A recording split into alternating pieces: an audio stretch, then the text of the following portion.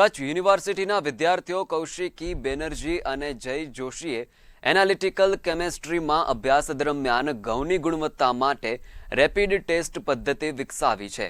કચ્છ યુનિવર્સિટીના associate professor doctor વિજય રામના માર્ગદર્શન હેઠળ ફૂડ કોર્પોરેશન ઓફ ઇન્ડિયાની 2021ની રાષ્ટ્રીય ચેલેન્જમાં ભાગ લઈને આ સંશોધન કરાયું હતું। ભારત સરકાર દ્વારા પેટન્ટ એક્ટ 1970 હેઠળ આ પદ્ધતિને 20 વર્ષ માટે માન્યતા આપવામાં આવી છે। કચ્છ યુનિવર્સિટી દ્વારા આ સિદ્ધિ બદલ રાજ્યના મુખ્યમંત્રી ભૂપેન્દ્ર પટેલને અભિનંદન પાઠવ્યા છે। ફૂડ કોર્પોરેશન ઓફ ઇન્ડિયાના ભારતમાં 2500 જેટલા ગોડાઉન આવેલા છે, જેમાં ઘઉંનો સંગ્રહ કરવામાં આવે છે।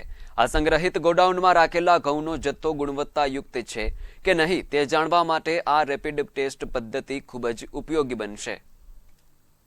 અમારા દ્વારા એક પેટર્ન ફાઇલ કરેલી હતી, જે પેટર્ન અમને ગ્રાન્ટ થઈ છે। એના વિશે હું થોડી માહિતી આપું તો ફૂડ કોર્પોરેશન ઓફ ઇન્ડિયા દ્વારા 2021માં એક જાહેરાત બહાર પાડી હતી કે અમારે એક રેપિડ ટેસ્ટ કિટ ડેવલપ કરવાની ખૂબ જરૂર છે। જો કંઈ આ કરી આપશે તો અમે એની સાથે કરાર કરી શકીએ। તો એના માટે કોઈ પણ ઇન્ડિવિજ્યુઅલ, કોઈ પણ ઇન્ડસ્ટ્રી, કોઈ પણ ઇન્સ્ટિટ્યૂટ બધા જ લોકો પાર્ટિસિપેટ કરી શકે એવું હતું। એમાં મારા બે વિદ્યાર્થીઓ કૌશિકી બેનર્જી અને જય જોશી દ્વારા એમાં ભાગ લીધેલો હતો। હવે એ અલગ અલગ સ્ટેજમાંથી પાર કરતા લાસ્ટમાં જે છેલ્લી બે ટીમ બચી હતી, એક હતી સેન્ટ્રલ લેવલની ઇન્સ્ટિટ્યૂટ લુધિયાણાની, એમના સાયન્ટિસ્ટ ડોક્ટર અનુરાગ હતા અને એમની ટીમ, અને બીજી જે ટીમ હતી મારે કચ્છ યુનિવર્સિટી કેમિસ્ટ્રી ડિપાર્ટમેન્ટના મારા બે વિદ્યાર્થીઓ કૌશિકી અને જય જોશી બે હતા।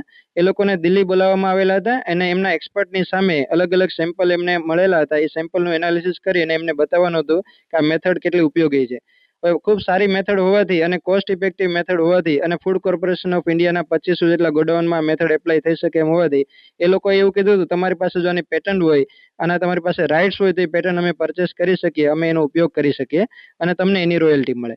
એટલે આપણે એની પેટન્ટ ફાઇલ કરેલી હતી। એ તમામ સ્ટેજ પેટન્ટના જે પ્રાયોરિટી સર્ચથી લઈ અને લાસ્ટમાં પબ્લિકેશન સુધીના તમામ સ્ટેજમાંથી પેટન્ટ બહુ સારી પ્રોસેસ હોવાથી અમને એના પેટન્ટ મળેલી છે। ઇન્ડિયન પેટન્ટ ઓફિસ દ્વારા 20 વર્ષના એના રાઇટ્સ મળેલા છે।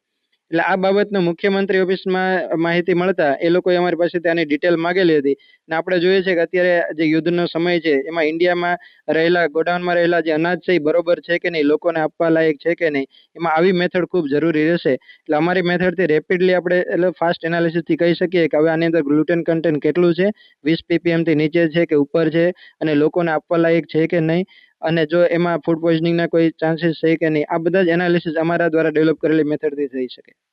કચ્છ યુનિવર્સિટીમાં સેમેસ્ટર 4માં આપણે જ્યારે પ્રોજેક્ટ કરવાનું આવે ત્યારે કચ્છ યુનિવર્સિટી દ્વારા પ્રોજેક્ટની માહિતી મળતા food corporation of India new Delhi દ્વારા એડવર્ટાઇઝમેન્ટ આપવામાં આવી હતી, જે ટેન્ડરને અમે ભર્યો હતો અને તે ટેન્ડરમાં અમે સિલેક્ટ થયા હતા। જ્યારે FCI ન્યૂ દિલ્હી ઘઉંની ગુણવત્તા ચકાસવા માટેની એક રેપિડ મેથડ ફાઇન્ડ કરો એવો એમનો ટાઇટલ હતો। જે તે સમયે તે પ્રોજેક્ટ અમે ફૂલફિલ કર્યો અને ઓલ ઓવર ઇન્ડિયામાં બીજો રેન્ક અને ગુજરાતમાં પ્રથમ રેન્ક પ્રાપ્ત કર્યો હતો। હવે હું આ કીટની વાત કરું તો જે ઘઉં છે, જે આપણા ભારત સરકાર જય જવાન જય કિસાન, તે માટે ખેડૂતોને ખૂબ જ ફાયદાકારક કે ઘઉંની ગુણવત્તા ચકાસવા માટે આપણે આ કીટનો ઉપયોગ કરવામાં આવે છે, જેનામાં ઘઉં જૂના છે કે નવા તેની ક્વોલિટી ચકાસવા માટે તે ઘઉં ઉપર આપણે સ્પ્રે કરીએ છીએ અને એ રિએજન્ટ સ્પ્રે કરતા તેના માટે કલર ડેવલપમેન્ટ, અલગ અલગ કલર ઉપરથી આપણે તેની ગુણવત્તા ચકાસી શકીએ છીએ।